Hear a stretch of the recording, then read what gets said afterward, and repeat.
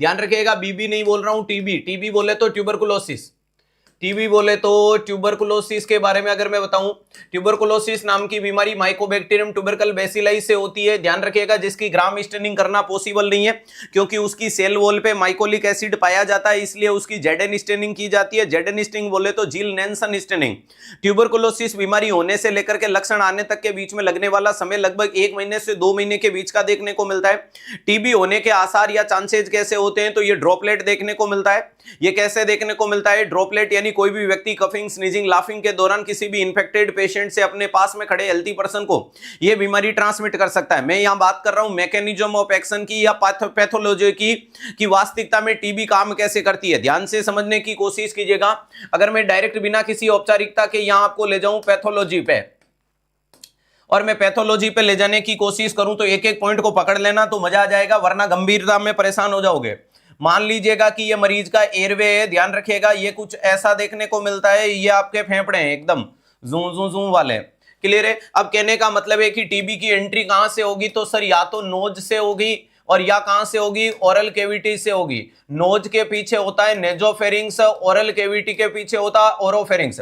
अगर आपका टीबी का बैक्टीरिया नाक से एंटर किया है, जैसे ही वो नेजोफेरिंग्स को टच करेगा आपको स्नीजिंग आएगी।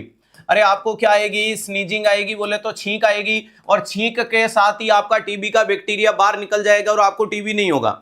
ध्यान रखिएगा, आपके टीबी का बैक्टीरिया नाक में घुसा, नेजोफेरिंग को इरिटेट किया, इरिटेट करते ही छींक आई, छींक आते ही टीबी बाहर, और आप एकदम मस्त तरीके से, आपको कोई लोड नहीं है। लेकिन ये टीबी बाहर कब गया? जब आपकी बॉडी की प्राइमरी डिफेंस जिसका नाम था फेरिंग्स ने स्नीजिंग डेवलप की। तो मुझे बताओ कि क्या छींक आना खराब बात या अच्छी बात? तो अच्छी बात है। तो बीमारी के दौरान, इंफेक्शन के दौरान, पार्टिकल्स के दौरान या कोई भी फॉरेन सब्सटेंस के दौरान जब मरीज की नेजल कैविटी इरिटेट होती है तो स्नीज होती है, और स्नीज होना एक अच्छी बात है। दूसरे नंबर पे वो अगर मान लो स्नीज से काम नहीं चला तो यह बीमारी ओरल कैविटी से एंटर करी, ओरल से करेगी तो ओरोफेरिंग्स में जाएगी, और ओरोफेरिंग्स को स्टिमुलेट करते ही मरीज को आएगी कफिंग। अरे ध्यान रखिएगा, ओरोफेरिंग्स में जाते ही मरीज को यहां क्या डेवलप होगा? कफ डेवलप होगा, यानी खांसी आएगी, खुल्लू खुल्लू जैसी करेगी, और खांसी के साथ या तो टीबी को बाहर फेंक दोगे, और नहीं फेंक पाओगे तो प्यारे दोस्तों जैसे ही ये बीमारी आगे की तरफ जाएगी, ध्यान रखिएगा, जैसे ही आगे की तरफ जाएगी तो यहां पाया जाता है सीलिया। क्या पाया जाता है? सीलिया। देखो अगले स्टेप तभी आएंगे जब आपकी डिफेंस फेल हो रही है। वो कहते हैं ना कि तू नहीं कोई और सही, कोई और नहीं कोई और सही, बहुत लंबी है जमी मिल के लाख हंसी, इस जमाने में सनम तुम अकेली तो नहीं। तो यहां सनम की बात नहीं है। सुबह सुबह बेवड़ों की तरह आंखें खोलो और चीज को समझो। यहां मैं आपको टीबी करवा रहा हूं, आपकी बीबी से नहीं मिलवा रहा हूं कि तुम सनम सनम करने की कोशिश कर रहे हो।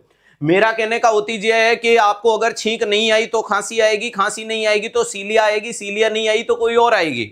समझ पा रहे हो? लेकिन अगर छींक आ गई तो आगे वालों की आने की जरूरत नहीं रहती है, वहीं पे काम चल जाता है। समझ पा रहे हो? जिंदगी में आने वाला पहला रिश्ता बैठ जाता है तो दूसरे रिश्ते की कोई इंतजार नहीं करता है।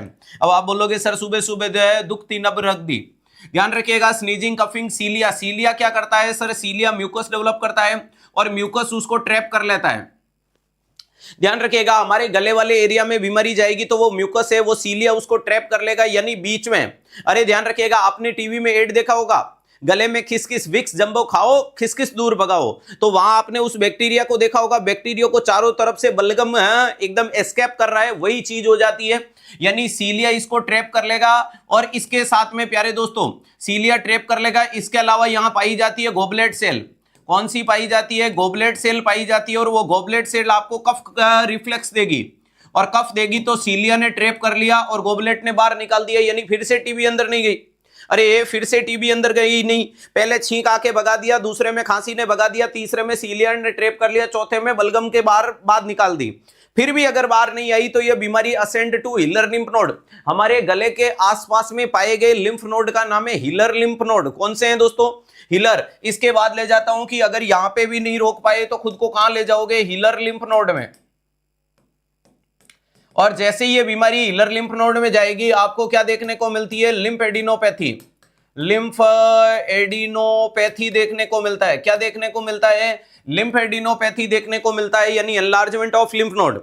अरे क्या देखने को मिलता है? एनलार्जमेंट ऑफ लिम्फ नोड वाली कंडीशन यहां डेवलप होती हुई नजर आएगी। ठीक है सर, नेक्स्ट इंपॉर्टेंट जानकारी को देखने की कोशिश करें कि इसके बाद में क्या देखने को मिलता है।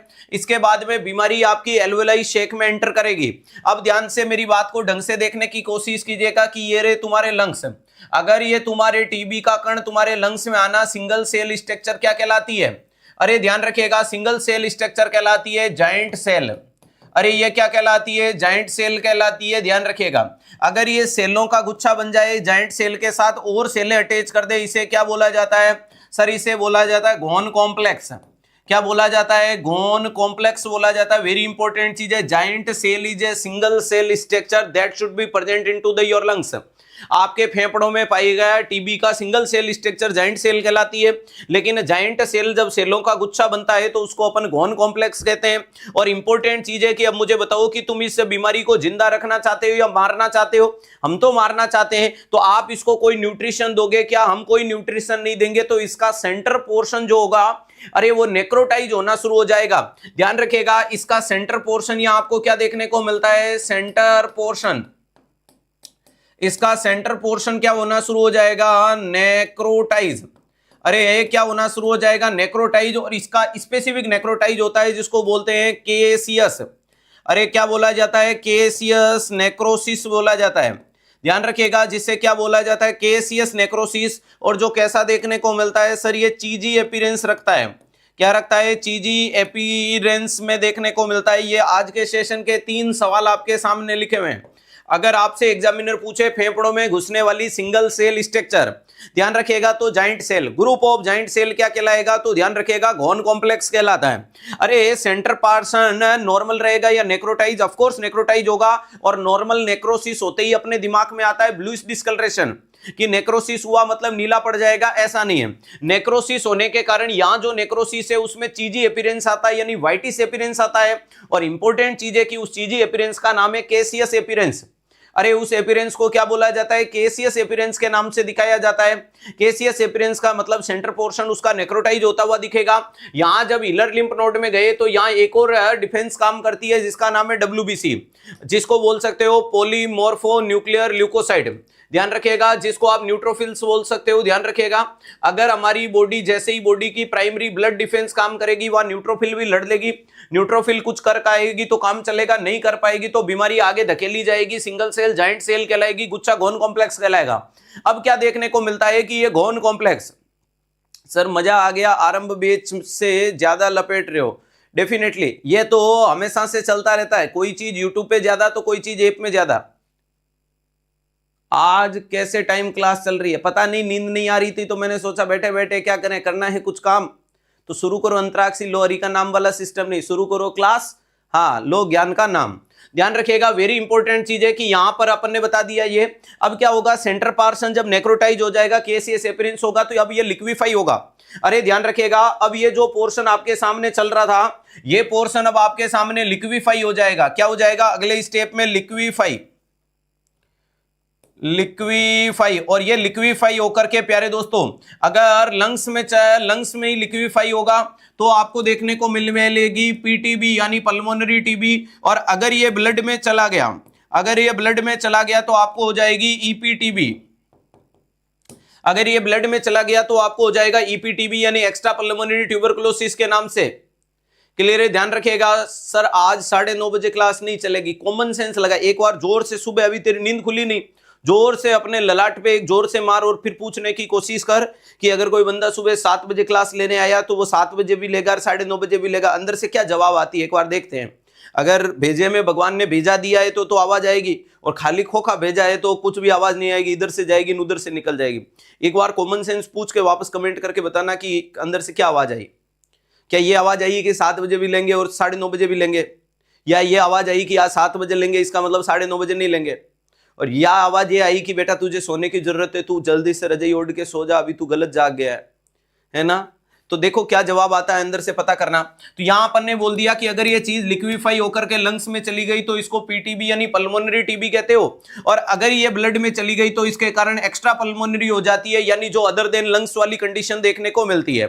क्लियर है, ध्यान रखिएगा, ये मोटे मोटे रूप में ये जानकारियां दे जाता है। और यहां पर ईपीटीबी बन गया, वहां पीटीबी बन गया, और इसी को कहते हैं पैथोलॉजी ऑफ ट्यूबरकुलोसिस। अब जब आप किसी भी व्यक्ति का कभी भी एक्सरे उठा करके देखने की कोशिश करते हो तो उस एक्सरे के अंदर जो आपको व्हाइट पैचेज देखने को मिलते हैं वो व्हाइट पैचेज इन्हीं के होते हैं। अरे जब एक्सरे उठा करके देखते हो और उनमें व्हाइट पैचेज जैसी कोई कंडीशन देखने को मिलती है, उस व्हाइट पैचेज जैसी कंडीशन में कौन आता है, तो ध्यान रखिएगा यही गॉन कॉम्प्लेक्स होता है जो लिक्विफाई होता है, तो व्हाइट पैच नजर आते हैं। और एक बार टीबी होने के बाद जिंदगी भर आपको एक्सरे में व्हाइट पैच मिलते हैं, इसलिए X-ray is not a reliable diagnosis. Clear है, ध्यान रखिएगा, X-ray is not reliable diagnosis, X-ray reliable diagnosis नहीं है। क्लियर है।